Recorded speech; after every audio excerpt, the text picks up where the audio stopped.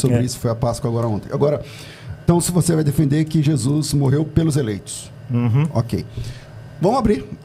Ezequiel, começa aí. Bom, quando a gente discute questões profundas sobre calvinismo e arminianismo, às vezes a gente lida com aspectos profundos que vão para além do mero texto bíblico e vão para a filosofia, e vão para teologia, e vão para a história da igreja. São questões muito interessantes. Mas no que tange a discussão da expiação limitada, ou da ideia do calvinismo de que porque Deus não escolheu a todos, não amou a todos, Cristo não morreu por todos, aí a gente tem textos bíblicos muito claros e muito evidentes. E eu quero pedir desculpa aqui, rapidinho, para ler meia dúzia de textos bíblicos, só para a gente estabelecer ler texto, o tom do debate. Não, eu digo porque são vários, assim, tá? Não quero monopolizar o tempo. Rapidinho, vamos lá. Primeiro texto, 1 João capítulo 2, verso 2. Jesus é a propiciação pelos nossos pecados. E não somente pelos nossos próprios, mas ainda pelos do mundo inteiro. Próximo texto, 1 Timóteo capítulo 2. A palavra de Deus vai dizer no verso 5, a partir do 4, né? Deus deseja que todos os homens sejam salvos e cheguem ao pleno conhecimento da verdade, porque há um só Deus e um só mediador entre Deus e os homens, Jesus Cristo, homem, o qual a si mesmo se deu em resgate por todos, né? A palavra de Deus deixa claro, Jesus morreu por todos, se deu em resgate por todos. Segundo aos Coríntios capítulo 5, a partir do verso 14, o amor de Cristo nos constrange, julgando nós isso. Um morreu por todos, logo todos morreram. E ele morreu por todos, para que os que vivem não vivam para si mesmo, mas para aqueles que por eles morreu e ressuscitou. Verso 19, né? Deus estava em Cristo reconciliando consigo o mundo. Coloca de uma questão bem universal, bem geral. Um morreu por todos, Cristo morreu por todos. Hebreus capítulo 2, verso 9, um texto muito importante, muito interessante, que diz a Bíblia aqui: aquele que por um pouco, tendo sido feito menor que os anjos, Jesus, por causa do sofrimento da morte, foi coroado de glória e honra, para que pela graça de Deus provasse a morte por todo homem. E eu quero terminar com 2 Pedro 2 e Romanos 5, para dizer que a Bíblia aplica a morte de Jesus a inimigos, ímpios, inclusive pessoas inimigas da própria igreja, né? Contexto. 2 Pedro 2, verso 1. Assim como no meio do povo surgiram falsos profetas, assim também haverá entre vós falsos mestres, os quais introduzirão dissimuladamente heresias destruidoras, até ao ponto de renegarem o Senhor soberano que os resgatou. Aqui a Bíblia coloca o resgate feito por Jesus até em favor dos falsos mestres. E Romanos 5, verso 6, Cristo morreu pelos ímpios. Então, acho que não tem como se afastar do fato de que a Bíblia diz que Jesus morreu por todos os seres humanos. Bom, foi uma metralhada de vários textos. Obviamente que não vai ter tempo. Agora pode aumentar só um pouquinho. Obviamente que não vai ter tempo do pastor Regiane tratar profundamente todos, que é muito mais fácil perguntar do que trabalhar uma resposta. E aí eu quero que o Ezequiel não entenda que eu falei tantos textos, ele só falou, claro, isso não vai dar tranquilo. Tempo. Então, Regiane. Primeiramente, para concluir, fazer um pacote de todos esses textos que foram citados, aí não está falando de todos indistintamente, mas está dizendo, uma grande parte desses textos aí, que na realidade Cristo não morreu somente pelos judeus, mas também pelos gentios. Porque se nós formos interpretar esse todos, ou o mundo, como todas as pessoas indistintamente, claramente nós vamos cair no universalismo, e eu não creio no universalismo, porque a morte de Cristo, ela é perfeita e ela é eficaz. Se Cristo tivesse morrido por todo mundo, por todos, pelo mundo, indistintamente, logicamente todos seriam salvos, e nós podemos testemunhar, tanto na palavra de Deus, como no nosso testemunho no dia a dia, que não são todos que são alcançados pela salvação. Quando nós vamos responder uma pergunta, nós precisamos levar em conta algumas coisas. A primeira delas é qual resposta que dará mais glória a Deus? Ou qual resposta que dará mais glória ao homem? Então, a resposta que nós devemos dar é aquela resposta que vai dar mais glória a Deus. E um outro aspecto é que nós devemos lembrar que o homem, ele está morto em seus delitos e pecados. Em Salmo número 53, versículo 2, vai dizer assim: do céu olha Deus para os filhos do homem, para os filhos dos homens, para ver se há quem entenda, se há quem busque a Deus. Daí no 3 fala assim: todos se extraviaram e juntamente se corromperam, não há quem faça o bem, não há nem um sequer. Isso daí é o texto mostrando a incapacidade do homem. O homem não pode responder nada para Deus, porque o homem, ele está morto em seus delitos e pecados. Então, ou todos os homens seriam salvos, ou iria depender de uma resposta humana. E como nós vimos nesse texto aqui, o homem não tem resposta para dar, porque ele está morto em seus delitos e pecados. Lá em Efésios, capítulo 1, versículo 3 e 4, vai dizer assim: bendito o Deus e Pai de nosso Senhor Jesus Cristo, que nos tem abençoado com toda sorte de bênção espiritual nas regiões celestiais em Cristo, assim como nos escolheu nele, então há uma escolha, antes da fundação do mundo, ou seja, antes que nós tenhamos nascido, antes que nós tenhamos feito qualquer coisa boa ou má, antes que nós tivéssemos dado qualquer resposta, antes da fundação do mundo, para sermos santos e irrepreensíveis perante Ele em amor, nos predestinou para Ele, para a adoção de filhos, por meio de Jesus Cristo, segundo o beneplácito da sua vontade, para o louvor da glória de sua graça. Então, aqueles que são escolhidos, aqueles que são salvos, aqueles pelos quais Cristo morreu, tudo isso aconteceu para o louvor da glória de Deus. E Ele não divide a glória dele com ninguém. Ok. Ezequiel. Regiane, ok. Só que, veja, nenhum dos seus argumentos dá conta dos textos bíblicos lidos. Não, eu respondi todos os textos. Não estou falando assim. Estou querendo dizer assim, a lógica da sua argumentação não dá conta dos textos bíblicos que eu trouxe. E você traz o Salmo 53 para dizer assim: todos se extraviaram, todos pecaram. Nessa hora, o todos é universal.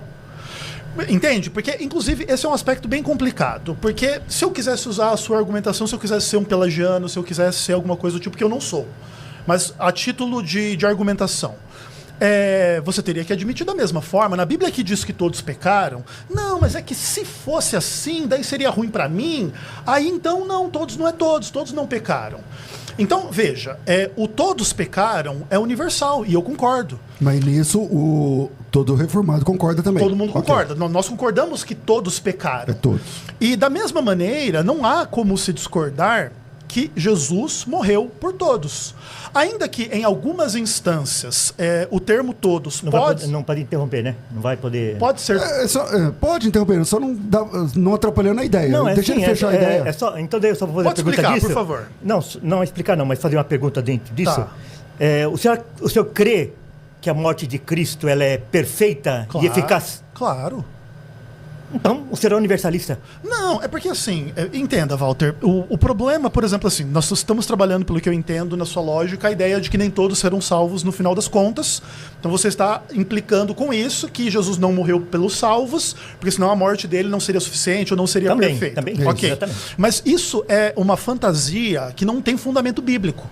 Isso é uma lógica humana. Você não tem nenhum fundamento bíblico para testemunhar esse tipo de coisa, entende? Caso Jesus tenha morrido por alguém, ela certamente vai ser salva. Ele versa sobre a eficácia da morte de Cristo, ele está falando, né? Isso, exato. Ele está falando sobre a eficácia da morte. Mas o ponto não existe nenhum texto bíblico dizendo assim, que a eficácia da morte de Cristo implica que se Jesus morreu por você, a sua salvação está garantida. Não, mas também não tem nenhum texto dizendo que esse todos que você está dizendo é todos indistintamente. Não tem nenhum texto. Ok, falando assim. então lá no Salmo 53 também não tem que todos pecaram indistintamente. Então Então você está negando a eu não estou negando, depravação eu não estou total? negando, eu estou dizendo que a sua lógica não é suficiente para lidar com o tema. Não, mas é o caso Entende? seguinte, veja só. Se o senhor afirma que a morte de Cristo, ela é perfeita e ela é eficaz, e Cristo morreu por todos, obviamente devemos concluir que todos serão salvos. Então o senhor deveria ser universalista por uma questão de lógica. Não, Regiane, isso não é verdade porque assim, tipo, veja bem, é plenamente possível defender que Cristo morreu por todos, porque esse é o ensino bíblico, irrefutável, inescapável, etc.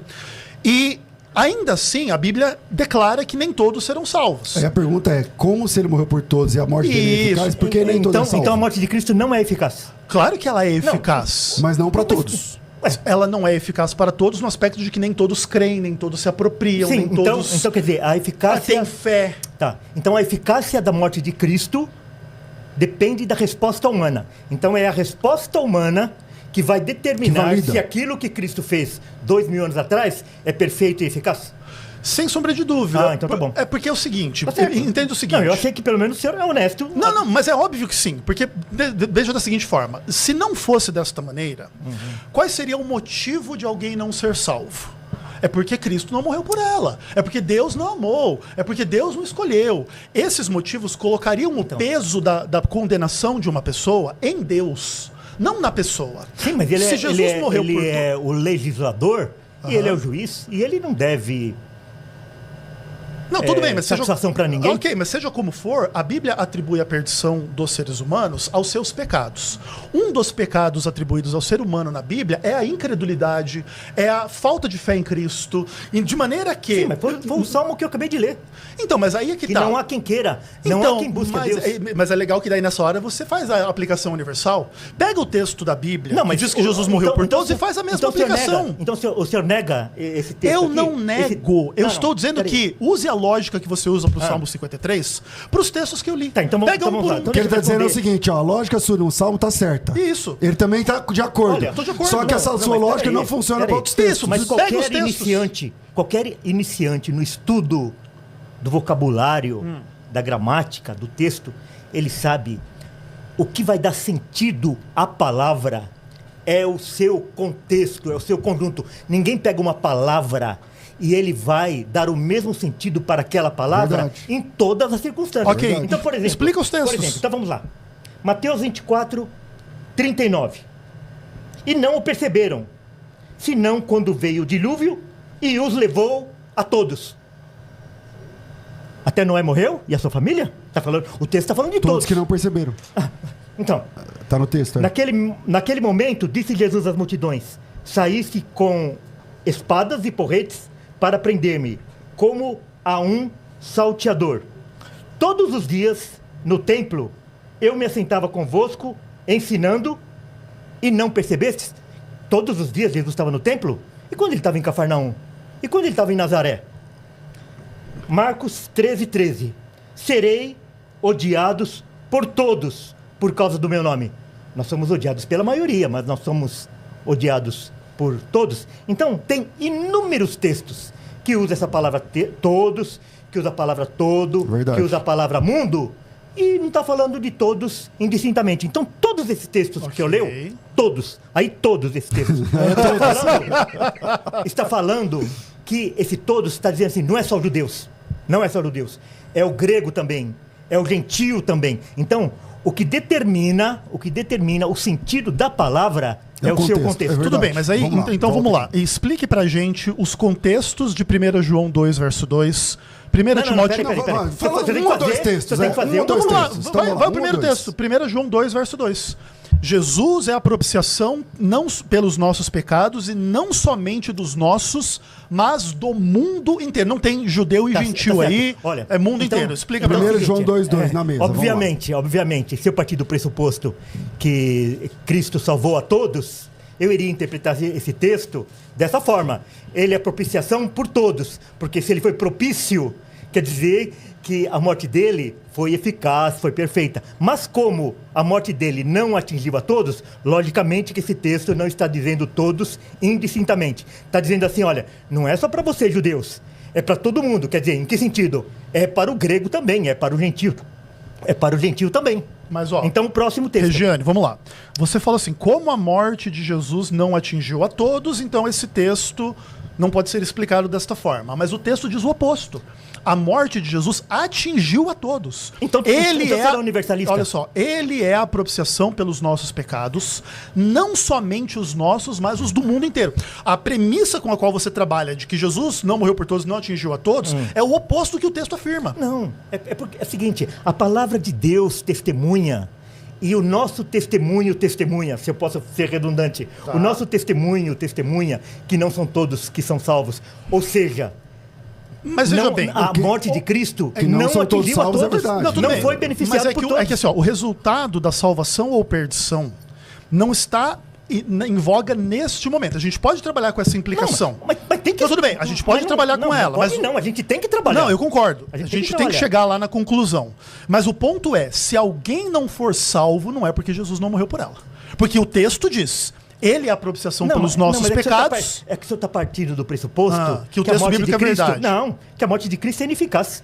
Que a morte de Não, Cristo mas aí- foi defeituosa. não. Quer dizer, ele morreu para salvar. Eu- Ele morreu para possibilitar que o homem se salve. Não, eu não coloquei. Isso não tem nada a ver com o É que evangelho. eu não coloquei as coisas desta forma. Eu entendo o que você diz. Mas eu não coloquei as coisas desta Não, você forma. não colocou, mas é o que o senhor disse. Não. Veja bem, eu não coloquei as coisas desta forma. Eu não falei que o problema é a ineficácia da morte de Cristo.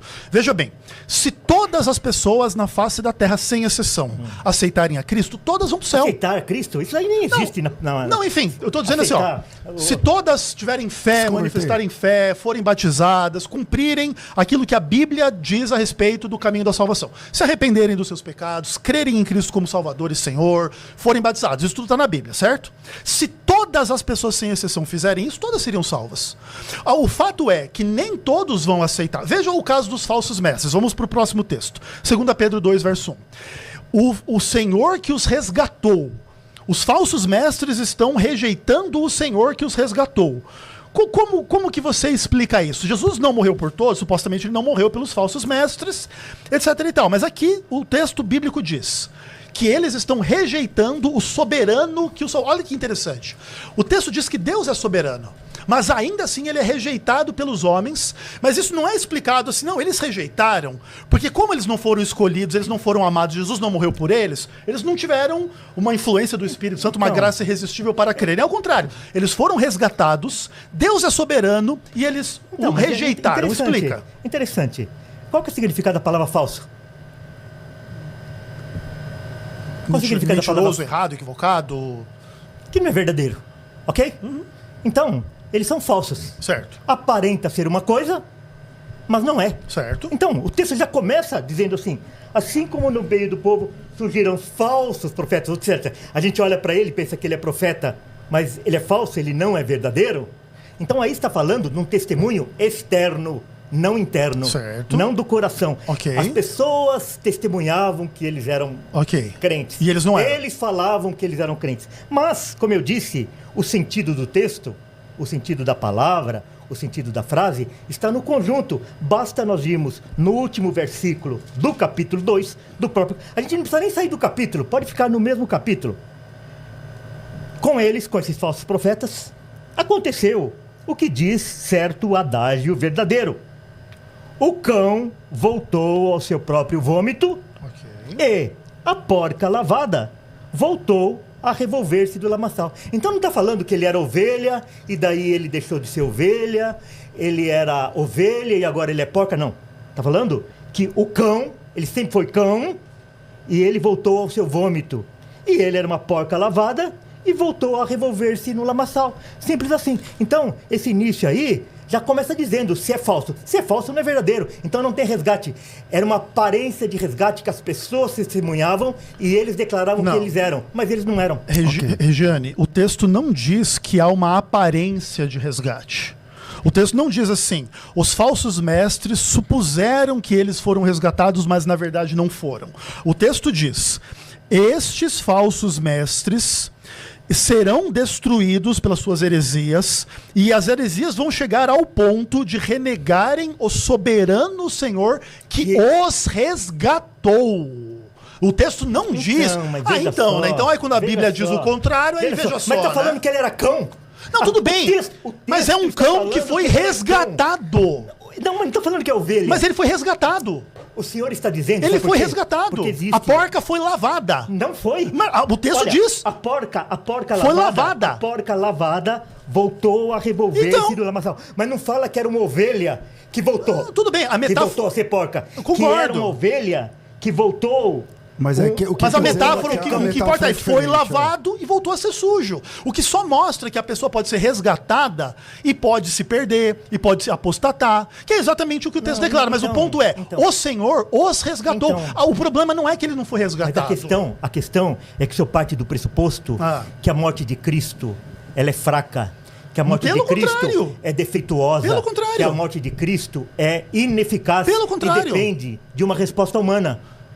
Esse que é o problema. Não, pelo contrário. Veja, eu não parto do pressuposto que a morte de Cristo é fraca ou ineficaz, pelo contrário. A minha pressuposição é o contrário da sua, nesse aspecto. Porque, por exemplo, eu acredito que se todo mundo aceitar Cristo, a morte dele é tão perfeita e tão suficiente que todo mundo vai ser salvo. Se todo mundo cumprir as estipulações bíblicas para o caminho da salvação, todos seriam salvos porque a morte dele é suficiente, é perfeita. Entretanto, Deus não força as pessoas, porque foram resgatadas, serão obrigadas a ter a graça irresistível e a perseverança dos santos. A experiência dos falsos mestres aqui, que foram resgatados por Cristo, mas apostataram, foram lavados por Cristo, mas voltaram ao seu vômito ou à lama, demonstra que a falência da lógica calvinista que o senhor defende. Não tem como escapar disso. Olha, eu sei que as pessoas ficam bravas quando eu falo isso, mas é necessário falar isso. Esta interpretação que o senhor faz das Escrituras, ela é inteiramente uma interpretação católica romana, não evangélica e não protestante. Todos esses aspectos que o senhor levantou... Mas o católico não acredita no universalismo. O católico acredita que tem pessoa que vai para o inferno. Então, mas se fosse isso, eu estaria errado. Mas peraí. O católico acredita nessa mesma coisa. Ele acredita que há necessidade de uma resposta humana. Assim como o senhor acredita que para uma pessoa ser salva depende de uma resposta humana, o católico romano acredita na mesma coisa. Mas esse é um outro debate. Deixa eu ir no texto aqui, ó. Vamos ver, palavras de Jesus. Porque eu desci do céu, João 6, 38 e 39. Porque eu desci do céu, não para fazer a minha própria vontade, e sim a vontade daquele que me enviou. E a vontade de quem me enviou é esta: que nenhum eu perca de todos os que me deu. Pelo contrário, eu o ressuscitarei no último dia. Então aqui o texto está fazendo algumas afirmações. Primeiro, que Jesus não veio cumprir a vontade dele, mas veio cumprir a vontade do Pai. Segundo, que a vontade do Pai é que ele salve todos aqueles que ele recebeu do Pai. E, por último, que ele vai ressuscitar. Então, 3 coisas aí. Jesus não veio fazer a vontade dele, veio fazer a vontade do Pai. A vontade do Pai é que ele ressuscite todos aqueles que ele deu ao Filho e que ele irá ressuscitar, que ele não irá perder nenhum. Isso são palavras de Jesus, não cabe nenhuma interpretação além dessa que está clara no texto. Veja bem, então vamos lá. Você diz que Jesus... ele não vai perder ninguém. Jesus está falando. Isso, Jesus está falando que ele não vai perder ninguém, porque o que ele vai fazer é eficaz, etc. Mas Jesus mesmo te refuta em João 17, verso 2. Olha só. Protegi-os em seu nome e nenhum se perdeu, exceto o filho da perdição. Então, teve um. Então, como assim que Jesus não vai perder nenhum? Ele teve um que se perdeu. Mas Judas não era ovelha de Jesus? Não, veja bem, claro que era. Aí, Judas era um dos 12. Não, era um dos 12, mas não tem nenhum texto que vai falar que Judas era ovelha de Jesus. Eu gostaria que você me mostrasse no texto. Veja bem. Ó, mostra o texto. Não, tudo mostra bem. Um texto. Mostra um texto que diz veja bem, que Jesus, Judas que foi era um dos escolhidos. discípulos de Jesus. Não, mas não estou falando de Judas discípulo. estava na condição exatamente o falso mestre também era. Então, exatamente. O falso mestre também era. Judas está na condição do falso mestre. Resgatado por Cristo, caminhava com Cristo, andava com Cristo, fazia milagres em nome de Cristo, mas apostatou, se perdeu. E aí Jesus fala, nenhum se perdeu, a não ser um. Então, a sua lógica de que Jesus falou aqui em João 6, que ninguém se perdeu, está equivocada. Não, mostra no texto onde que diz que Judas, ele era uma ovelha de Jesus. Mas aí não tem nenhum... Calma, mas nessa lógica, nenhum dos 12 tem esse texto. Exato. Mostra um que o Mateus é uma ovelha de Jesus. Exato. Como assim? Mostra um texto onde o Mateus é uma qualquer ovelha um de Jesus. discípulo, ou qualquer pessoa específica. Lá no livro de Atos, que nós vamos ver a continuação das obras dele, nós vamos ver todo o testemunho deles, toda a obra deles, e no próprio Mas, por exemplo... João 17... Mas veja, quando você encontra o texto aí, ó, por exemplo... Peraí. Vamos lá no... Enquanto Judas estava entre os 70... Qual foi o versículo que o senhor leu? Verso 12. Enquanto Judas estava entre os 70, enviados para pregar o evangelho, quando eles voltam de pregar o evangelho, eles curam, expulsam demônios, etc. Ele estava entre eles. Exceto... É que você não leu o restante. Exceto... Quando eu estava com eles... guardava-os no teu nome, que me deste, e protegi-os. E nenhum deles se perdeu, exceto o filho da perdição. Perfeito. Não o filho de Deus, o filho da perdição, quer dizer, o filho do diabo. Bem. Então é o seguinte, eu expliquei esse texto. Eu gostaria que o senhor me explicasse o que ele nos fala em João capítulo 6, no versículo que eu li. Os textos que o senhor está me dando, eu estou explicando. Não, tudo bem, mas eu estou explicando. Agora eu gostaria que o senhor me explicasse. Tá bom, eu leio lá o João 6. Eu gostaria que o senhor me explicasse... João 6, 38 e 39. Tá, o que acontece é assim, ó. O fato, exatamente, é a apostasia de Judas que torna ele o filho da perdição. É exatamente, não é a falta da eleição, não é a falta do amor de Deus, não é a falta da cruz de Cristo por ele. É a sua própria... Não é o que está falando. O texto está falando que ele é filho da perdição. A sua própria atitude lhe identifica como tal. E Judas está presente... Não, mas eu gostaria que você me explicasse João 6, a palavra de Jesus. João capítulo 6 é uma discussão complexa. Eu escrevi um livro sobre João 6, só para o senhor lembrar, tá? 500 páginas aqui para tratar com a exegese desse texto. Mas o que importa é o seguinte. Você tem meia dúzia de versos na Bíblia que os calvinistas gostam muito. João 6 é um deles, Romanos 9, tem alguns outros. Mas o que acontece assim, ó, lá no verso 64 de João 6, se explica a dinâmica. Qual que é a dinâmica? Jesus sabia desde o princípio 2 grupos. Quais eram os que não criam e quem o havia de trair? Existem 2 grupos de pessoas perdidas em João capítulo 6. O primeiro é o descrente. Judas não é colocado entre eles. Judas é colocado entre os traidores. Por isso, inclusive, ele é o protótipo do filho da perdição. Na nossa leitura, é o protótipo do anticristo lá de 2 Tessalonicenses. Enrolando não. Eu fui explicar o texto, eu fui direto na explicação. Bem, a explicação está absolutamente óbvia. Judas é o traidor. É por isso que ele se perde. Não estou falando mais de João 17, nós estamos falando de João 6. João 6, 64. Não, tudo bem. Você está pegando o verso 38 e 34, imaginando algo que já vai contra João 17. Ponto, já refutei você. Agora, eu gostaria que você me explicasse, João 6, 38 ou 39, ou então os seus... Fala assim, eu vou ler o texto para você e vou te explicar. Tá bom. Porque eu desci do céu não para fazer a minha vontade, sim a vontade daquele que me enviou. E a vontade daquele que me enviou é esta, que eu não perca nenhum de todos que me deu, pelo contrário, eu o ressuscitarei no último dia. Veja bem, aqui se coloca a vontade de Deus exatamente de acordo com o texto de 1 Timóteo capítulo 2, verso 4, 5 e 6. Porque Deus deseja que todos sejam salvos e cheguem ao arrependimento. Essa é a vontade de Deus em função da qual Jesus veio realizar, certo? Não. Então, veja bem. Não, como assim? Ele está falando aqui, ó, de todos os que me deu. Não, tudo bem, mas eu estou construindo um argumento. A vontade de Deus é que todos sejam salvos. É isso que Jesus veio realizar, certo? Errado? Mas como errado? Claro, ele é Deus. Se ele veio para salvar todos, ele salvaria todos. Não, tudo bem, mas aí essa lógica não está no texto bíblico.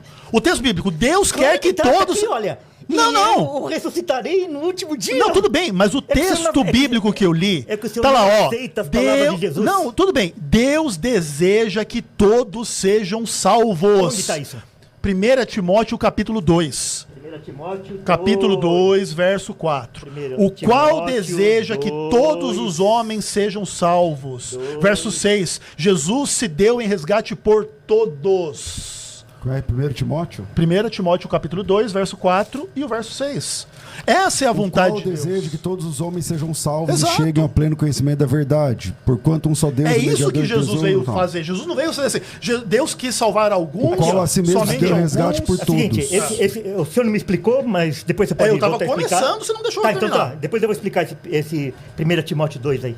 É porque é o seguinte, o ponto é, você está dizendo assim, ó, que é para explicar o verso 38, eu dizer assim, que Jesus desceu para não fazer a vontade, mas a vontade do Pai. Eu só estou estabelecendo que a vontade do Pai é a salvação de todos. Não é. Ponto. Mas enfim, mas Depois eu vou explicar. é o que está escrito lá. A vontade de Deus é que eu não perca nenhum de todos que me deu, pelo contrário, eu o ressuscitarei no último dia.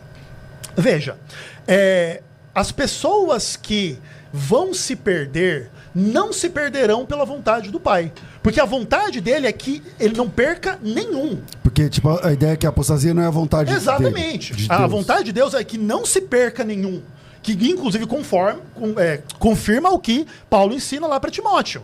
Agora, o fato de alguém se perder está colocado aqui como contrariamente à vontade de Cristo. Tanto que no verso 64, Judas é um traidor. E as pessoas que não creem, esses são os grupos dos perdidos. É quem não crê e quem trai. Então não tem o que fazer. Se você só vai se perder se você descrer de algo que você pode crer, que Cristo quer que você creia, que Deus quer que você seja salvo, ou você pode crer por um tempo e depois trair, e aí você vai ser um apóstata. Então, isso. é que o senhor parte do pressuposto de que é o homem que salva a si mesmo. Não, Ué, não parto do não, pressuposto. é lógico. Se depende do homem a salvação, Não. então... Agora é o seguinte, esse texto de 1 Timóteo, capítulo 2, está falando assim, olha, antes de tudo, exorto que use de práticas, súplicas e orações, intercessões, ações de graças, em favor de todos os homens. Que todos os homens, que ele falou assim, em favor dos reis, de todos que se acham investidos de autoridade, para que vivemos vida tranquila, e depois ele fala assim, e depois ele vai falar assim, né, que deseja que todos sejam salvos. Todos quem? Ele está incluindo aqui, nesse todos, que Deus, que Jesus, não vai salvar somente as pessoas simples, mas ele também salvará pessoas de outras categorias, de outras espécies. Tá. Então, ele não salva só aquela pessoa simples. Ele salva reis, ele salva autoridades. mas Como eu falei lá no início, é todos de um grupo, não é todos indistintamente. Tá, tudo bem, mas aí é o seguinte, eu penso o seguinte, pensa que o pessoal que estava vivendo aqui na região que Timóteo estava vivendo, eles estivessem vivendo sob o governo de um rei que não estava entre os eleitos.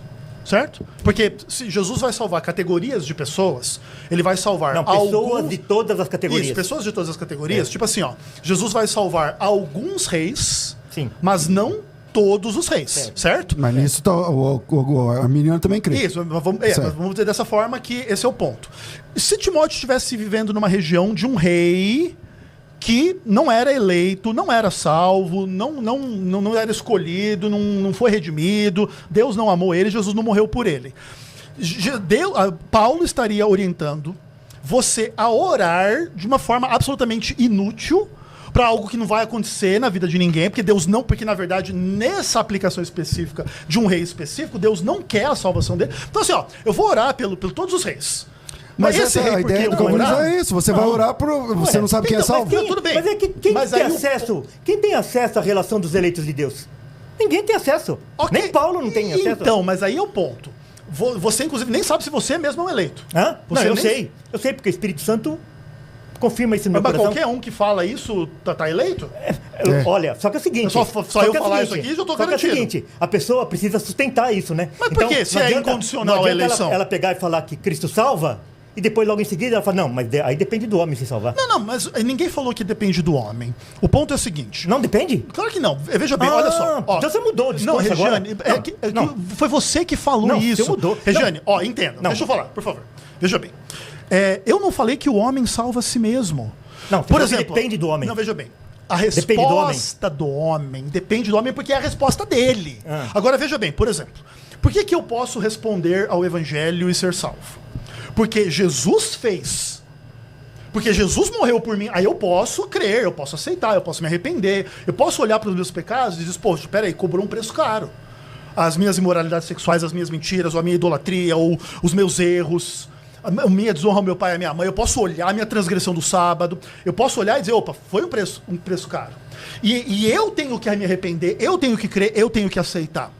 De outra forma, eu não serei salvo. Mas não é assim, eu me salvo. Vamos dizer que Jesus não tivesse morrido por ninguém, nem por mim. Eu poderia achar que eu estaria errado, ou me arrependesse, entre aspas, de qualquer erro que não teria redenção, não teria salvação. A salvação vem unicamente de Deus. Ela é absolutamente de Deus, do começo ao fim. Não, então, mas ela passa pelo homem. Não, veja bem, o Deus que te criou sem ti não te salvará sem ti, então diz Agostinho. O homem pode interromper o processo de salvação? Claro que pode. Se ele descreve. É aquele com quem você não conseguiu lidar. É o falso mestre. Uma pergunta. É o falso mestre. Uma pergunta. Que nega o Senhor que o resgatou. Nesse caso, você não acredita que haja apostasia? Apostasia é sempre um testemunho externo. São pessoas que elas professavam a fé e elas, em um determinado momento, elas negam aquilo que elas estavam professando. Mas se elas se mantivessem sem negar, tudo bem. Hã? Se elas se mantivessem sem negar a fé, salvos. aí seriam salvas. Sim, porque uma das condições da salvação, uma das condições da salvação é que Deus guarda os seus. Os seus. Então se a pessoa é preservada na fé, ela está dando um testemunho externo de que ela foi guardada por Deus. Mas esse texto que você falou não é Jesus dizendo assim, ó, eu não perdi ninguém, mas aquela pessoa pode sair, né? Não seria isso? Porque essa pessoa que parou de crer, ou que deixou... Jesus vai falar em João 10 lá, que ninguém os arrebatará da minha mão. Isso, mas ninguém arrebata mesmo. Porque você é uma ovelha que ninguém vai arrebatar das mãos do bom pastor. Judas não era, ele era o filho da perdição. O texto diz que ele era filho da perdição, mas, ó, que ele traiu para que se cumprisse a profecia. Mas ele traiu. É um traidor. Claro que ele traiu. Então, mas a traição implica que ele tinha uma relação. É claro, mas era uma relação externa. Mas é você que diz, não é a Bíblia que diz isso. A Bíblia não diz que ele tinha uma relação externa. Não diz? Não diz? O filho da perdição, ele era filho de Deus? Tudo bem, ele se tornou o filho da perdição quando ele negou, não diz que ele era antes. O senhor, o que eu falo, o senhor quer literal. E aquilo que o senhor fala, o senhor não quer literal. Não. Eu tô esperando até agora a sua explicação lá de João 6. E já expliquei. Sabão, já expliquei o texto. Explicou não. Claro que expliquei. Expliquei que a perdição das pessoas não é de acordo com a vontade de Deus. Não, vamos lá. João 6, me explica. Explica o texto. O senhor só tá... Eu acabei de explicar para o senhor. O senhor só está fugindo do texto. Não, pelo contrário. Mostra o texto, não fuja do texto. Pelo contrário. Vamos lá. Eu desci do céu para fazer a minha vontade. A vontade de Deus é que todos sejam salvos. Ou seja, eu não perca nenhum de todos que me deu. Pelo contrário, a vontade de Deus é que eu não perca nenhum dos que me deu. Dos que me deu. Dos eleitos. Aqueles que Deus escolheu para dar para o filho. Nenhum. Mas ele diz em João 17 que ele perdeu. Eu não perdi nenhum, a não ser um. Perdeu um. Você sabe o que significa filho da perdição? Sei, claro. O que significa? É o filho da perdição. Filho do diabo, né? Então não é filho de Deus. Não, tudo bem. Ele não deu Judas pro filho. Bem. Veja bem, claro que deu. Mas o salvo também era, né? Filho da perdição, né? O salvo também era o filho da perdição, né? Todo salvo. Éramos, por natureza, filhos da ira. Filho da ira. Filho da ira não é filho da perdição? Sim. Todos nós. Então, calma aí. O argumento é assim. Ser filho da ira é ser filho da perdição, certo? Sim. Ok, então todo mundo, você também já era o filho da ira. Sim. Então, sim.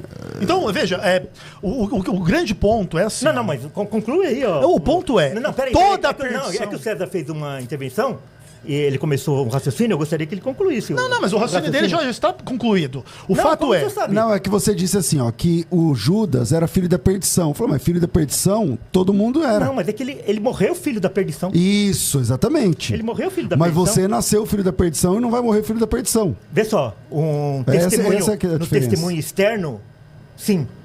No testemunho mas externo, aí, Walter, sim. entra naquele tema que eu não sei se você vai lembrar, que eu disse assim, até o Ezequiel usou agora, não sei se ele vai lembrar. Você acredita que o Judas estava entre os 70 que Jesus enviou? Externamente, sim. Não, externamente.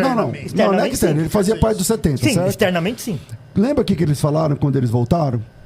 E Jesus disse para eles... Os demônios se submetem. Jesus falou assim para eles, ó, não se alegrem porque os demônios se vos submetem, mas porque o nome de vocês está escrito no céu. O Judas estava lá, né? Sim, mas você está dizendo, então... Não, ali quando Jesus...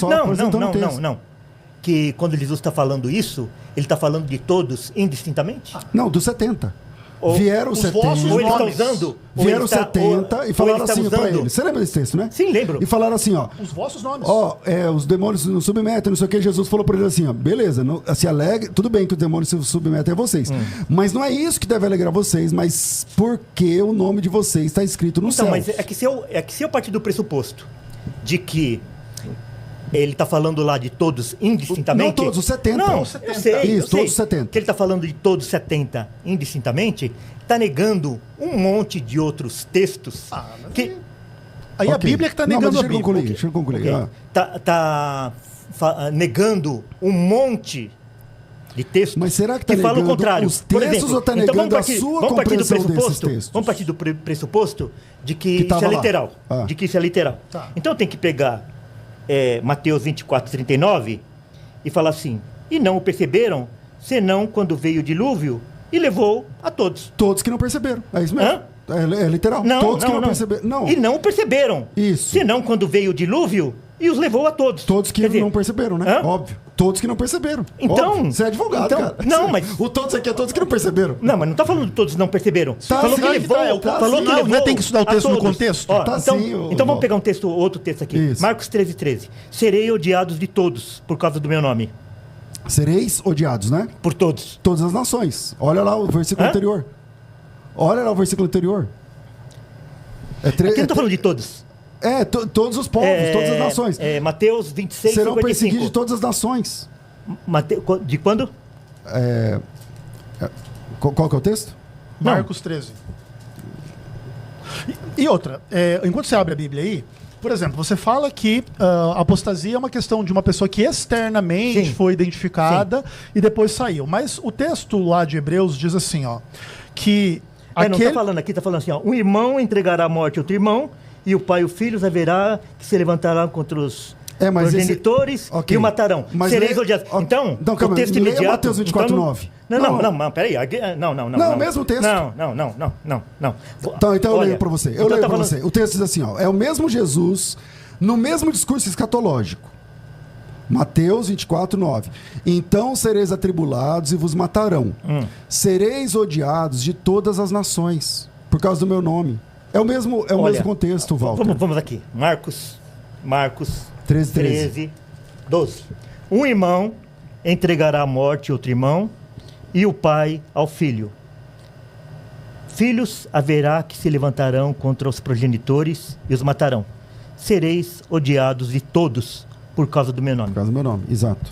Então está falando de nação aqui. E outra coisa aqui. É que o versículo, o Mateus 24... É paralelo. Que é o texto paralelo, é como se fosse outra câmera do mesmo texto. Você concorda que Mateus 24, Lucas 21 e Marcos 13 é o sermão escatológico de Cristo, né? Então, mas é o caso que quando interessa, vocês vão fazer relação com outros textos. Não, mas e quando não interessa, vocês não fazem relação com outros textos. Mas o ponto é assim, Então, por exemplo, aqui, ó, todos os dias no templo, eu me assentava convosco, veja bem, ensinando... Regiane, então, quer dizer, esse todos... É que ninguém todos os dias que ele estava lá ensinando. Vai. Exatamente. Mas ele nunca vai significar todos indistintamente. Eu concordo que você diz, que é verdade. Exato. O todos tem que ser encarado à luz do contexto.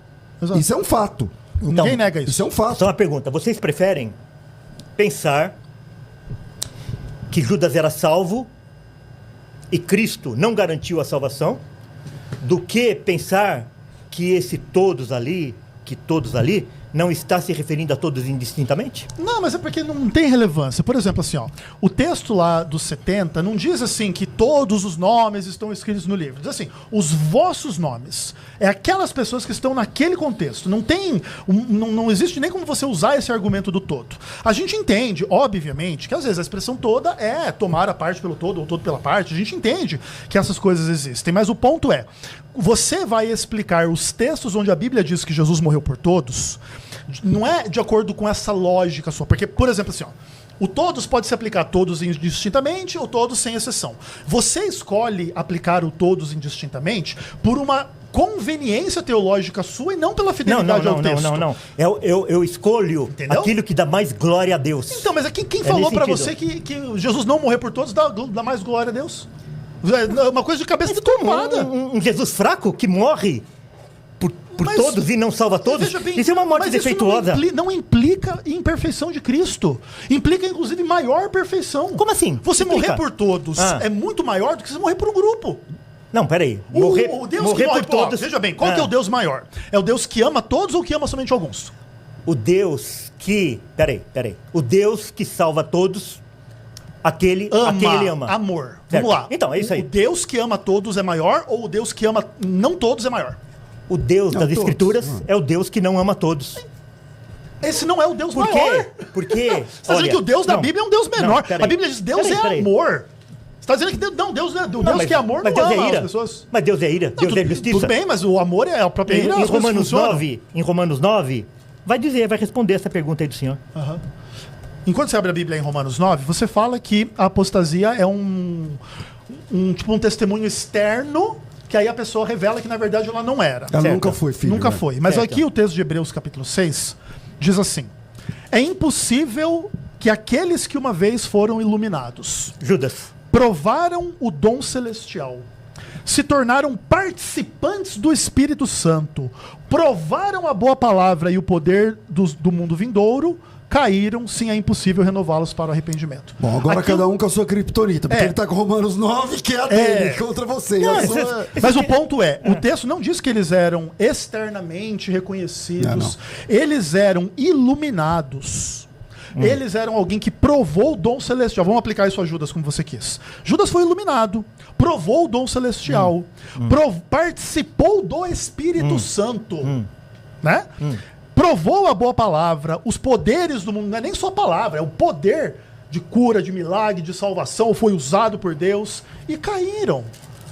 O problema nunca foi Jesus não amar a pessoa, não morrer pela pessoa, não escolher a pessoa. O problema é o que cada pessoa faz. E isso não quer dizer que a salvação é o homem que faz por si mesmo. O que seria esse cair? Não, mas é o caso... O cair é a apostasia, é o pecado contra o Espírito Santo. Olha, é o seguinte, o que vai dizer que uma pessoa, o que vai autenticar a fé da pessoa, Ah. são os seus frutos. Jesus fala assim, Verdade. pelos frutos os conhecerei. Tá bom. E aí se eu pego esse texto de Hebreus aí, não vai apresentar nenhum fruto. Está falando daquela pessoa que ela era uma pessoa que professava apenas exteriormente. Como que alguém participa do Espírito Santo e não tem fruto? Ué, o pastor César mesmo falou que ele fez lá a parte de 70, ele viu lá os... Os 70 produziram fruto, deu milagre, deu cura, deu expulsão de demônio. mas aí... Deu expulsão de demônio, deu cura, deu que a pregação senhora do tira- evangelho. O que é o Senhora fruto, tira- então? O que é o fruto? Quais são os frutos? O que é fruto? Qual fruta autentica, então? Qual fruto que autentica? Por exemplo, um fruto que autentica é a fé. Outro fruto que autentica é a perseverança. Outro fruto que autentica Onde tá é na a Bíblia? obediência e tantos outros. Agora, Obediência a quê? a palavra de Deus. A palavra Né? de Deus, Lógico, assim, em a palavra geral. Mas veja, Ó, peraí. Não, é que o senhor vai tirando, e depois dá a impressão que eu não tenho resposta para os textos que o senhor dá, embora você esteja me devendo a João explicação 6. do João 6 lá. ninguém está devendo nada sobre isso. É que você não tem essa, que você não eu tem já essa expliquei duas explicação. vezes, inclusive. Não, você não explicou. Expliquei. Você não explicou. Você vai para Judas. O texto não fala nada de Judas, você Fala vai aqui, para no Judas. verso 64 fala de Judas. Judas é o seu herói. Meu Tu, porém, Meu Deus. tu, porém, me dirás: de que se queixa ele ainda? Pois, quem jamais resistiu à sua vontade? Quem és tu, homem, para discutir com Deus? Quem é você para dizer se Deus pode ou não pode alguma coisa? Porventura, pode o objeto perguntar a quem o fez por que me fizesse assim? Ou não tem o oleiro direito sobre a massa para do mesmo barro fazer um vaso para a honra e outro para a desonra?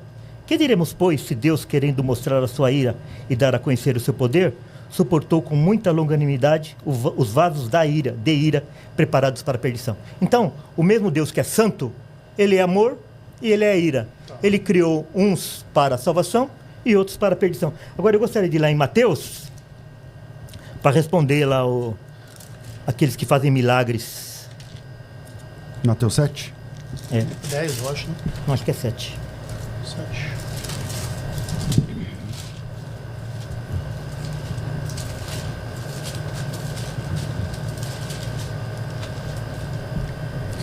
Mateus 7, 22. Muitos naquele dia hão de dizer-me: Senhor, Senhor. Senhor, Senhor, porventura não temos nós profetizado em teu nome? E em teu nome não expelimos demônios? E em teu nome não fizemos muitos milagres? Então lhes direi explicitamente: nunca vos conheci. apartai-vos de mim, os que praticais a iniquidade. Veja, a iniquidade aí é a transgressão da lei de Deus. Então, por exemplo, Judas fez milagres, mas depois decidiu ser um ladrão, um traidor, etc. O texto se aplica perfeitamente a ele. Não se nega a comunhão que ele teve com Cristo, não se nega que Cristo usou, não se nega que ele acreditou, que ele seguiu, que o nome dele estava escrito Mas no o céu. argumento dele é assim, ó, nunca vos conheci. Não, tudo bem, mas aí é uma questão da retórica de Cristo. O fato é, a partir do momento em que... Retórica de Cristo? Não, claro. A retórica de Cristo é, tipo assim, a partir do momento que a pessoa nega a ele, peca contra o Espírito Santo, um abraço para ele, entendeu? E o ponto é a transgressão da lei de Deus, que é o motivo do porquê isso acontece. Agora, você fala lá em Romanos 9 que então Deus salva quem ele quer, aquele papo todo assim de Romanos 9, né? Que vocês sempre usam. Agora veja. Peraí, você está desprezando? Não, pelo contrário. Veja bem, o Romanos 9 vai falar lá na sua leitura que Deus escolhe uns e escolhe outros e ninguém pode resistir. Mas quando você estuda o contexto de Romanos 9, e você leva em conta, por exemplo, o capítulo 11, lá no capítulo 11, o que nós temos é uma dinâmica em que as pessoas são cortadas ou enxertadas da oliveira de acordo com a sua resposta. Incredulidade. Então, Israel foi infiel, foi cortado da oliveira. Mas, se não se mantivesse incrédulo, poderia ser enxertado de novo. E o gentil era de uma oliveira braba, foi cortado da oliveira braba e foi enxertada na oliveira pela fé. Então, perceba, pessoas podem primeiro ser da oliveira braba e depois se converter e ir para a oliveira boa. Todo mundo nasce na oliveira brava. Exato. E você vai para a oliveira boa. Assim como você pode estar na oliveira boa e depois... negar a fé e ser cortado e etc e tal. Então perceba, aquilo que Paulo ensina em Romanos é uma dinâmica onde as pessoas se colocam e se tiram daquela condição de estar com Deus, de estar na oliveira boa, de estar no povo de Deus e etc. Pela fé ou pela incredulidade, pela fidelidade ou pela infidelidade. Não existe uma noção em Romanos 9 a 11 de que se Jesus te escolheu, ponto final, acabou. Até porque senão seria impossível você estar na oliveira boa e ser cortado. Então tá bom. Seria impossível você estar na oliveira brava e ser enxertado. Como é que fica esse lance da oliveira lá? Eu quero dizer uma coisa para o senhor. Como o senhor parte do pressuposto de que é o homem que salva a si mesmo? Não parte. O senhor faz esse trabalho com excelência. Eu preciso admitir isso. Que o senhor, na defesa da participação humana na salvação, no mérito humano, o senhor faz esse trabalho muito bem. Romanos 9 diz assim, versículo 11: E ainda não eram os gêmeos nascidos, nem tinham praticado o bem ou o mal, para que o propósito de Deus quanto à eleição prevalecesse, não por obras, mas por aqueles que chamam. Quer dizer, não pela resposta humana, mas pela vontade de Deus de escolher quem Ele quer.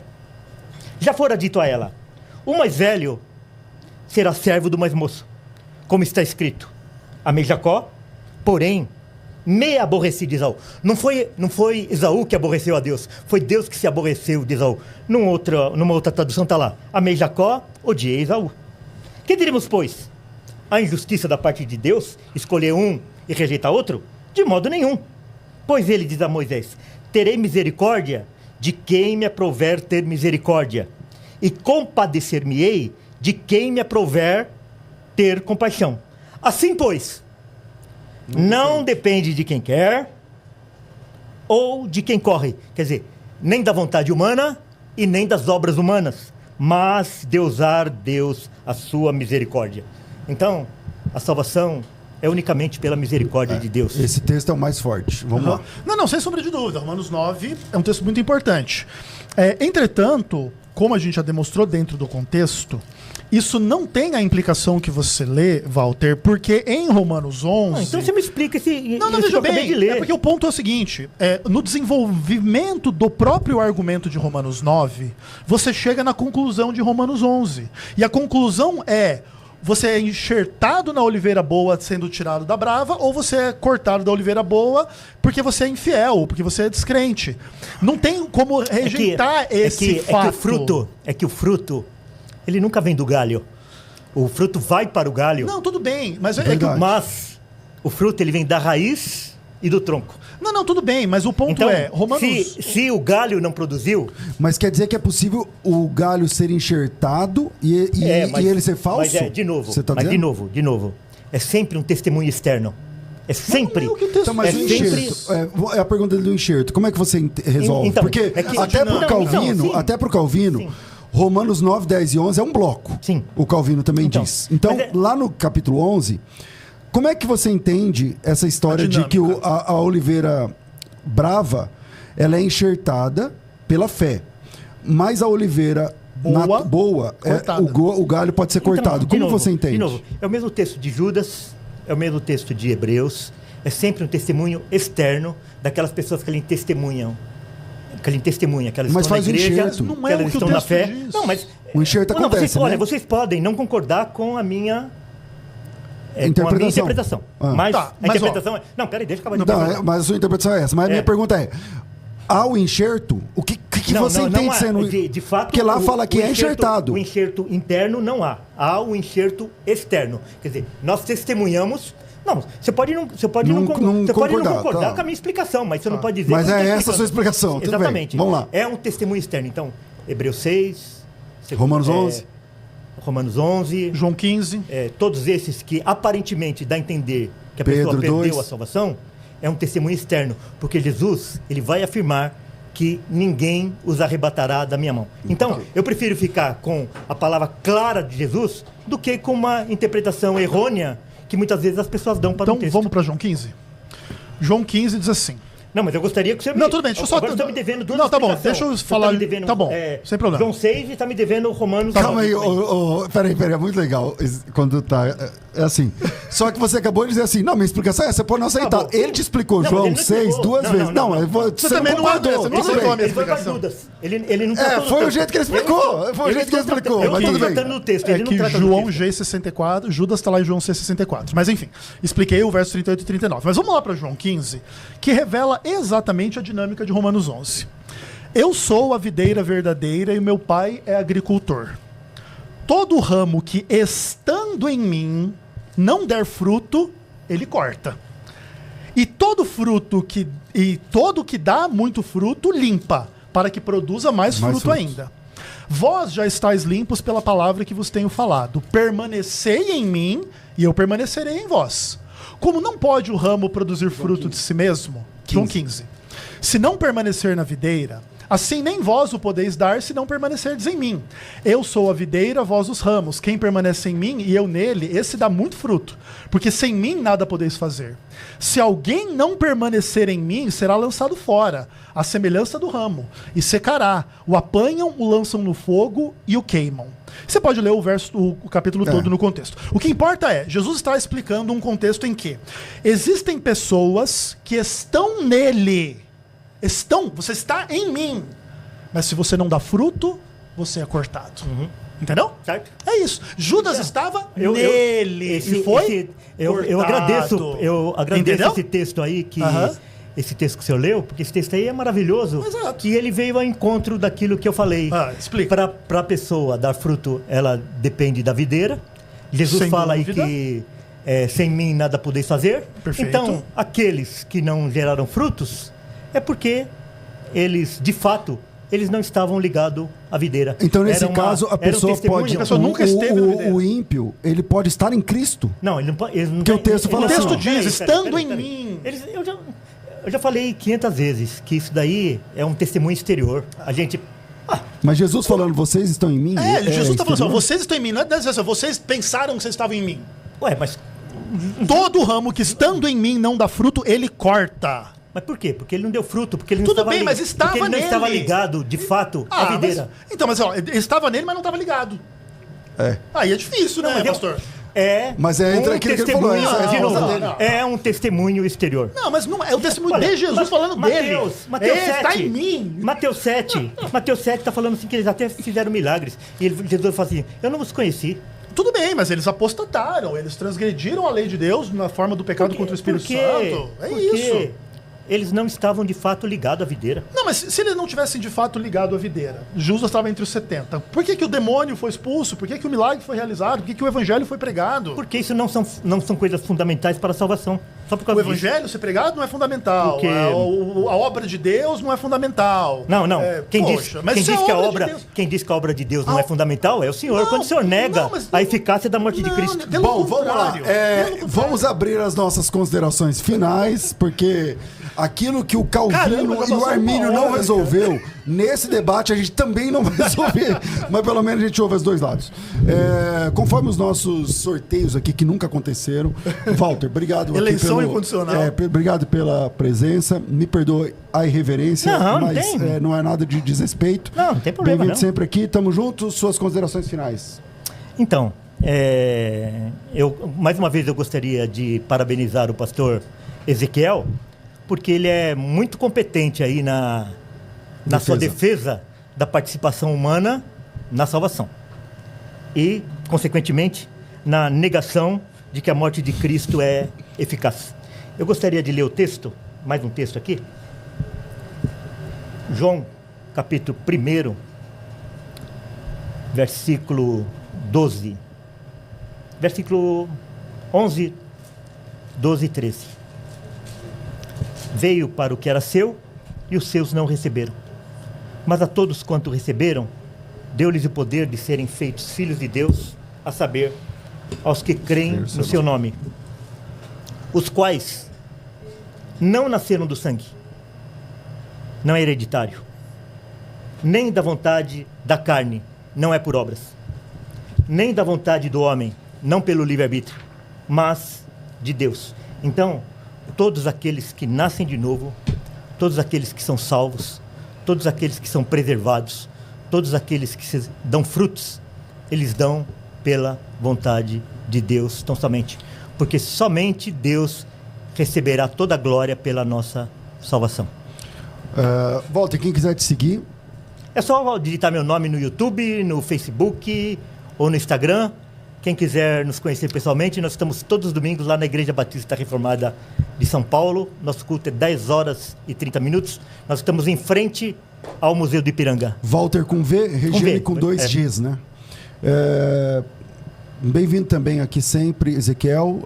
Suas considerações finais. Eu tinha preparado uma outra finalização, mas eu vou usar o mesmo texto do Regiane para ele não dizer que a gente está escapando. Veio para o que era seu, e os seus não receberam. O problema da perdição das pessoas não é que ele não veio, não é que ele não escolheu, não é que ele não amou, não é que Jesus não morreu por ninguém. Todas as pessoas serão indesculpáveis no juízo final. Nunca houve, da parte de Deus, ausência de amor, ausência de disposição de salvar, ausência de graça, ausência de redenção. É inclusive o oposto. A redenção que Jesus realizou na cruz foi absolutamente universal. Lemos todos os textos, 1 João 2, 1 Timóteo 2, 2 Coríntios 5, Hebreus 2, 2 Pedro 2, Romanos 5, poderíamos citar tantos outros. Todos quantos o receberam, deu-lhes o poder de serem feitos filhos de Deus. O Regiane coloca assim que eu sou um defensor da participação humana na salvação, como se isso me denegrisse e me rebaixasse. Mas é o que o texto dele diz. Quem o recebeu, recebeu o poder de ser feito filho de Deus. E quem o recebeu não nasceu da carne, nem da vontade do homem, mas de Deus, porque o Verbo habitou entre nós, e nós vimos a sua glória como do unigênito de Deus. E ele é a propiciação pelos nossos pecados. E não somente dos nossos, mas do mundo inteiro. Não deu dessa vez, Regiane, mas eu agradeço. Você é um cara muito gente boa, muito legal. Você colocou muitas coisas na minha boca que eu discordo, mas dá uma lidinha lá no meu livro sobre João 6, se você quer bastante explicação, tem 500 páginas por lá.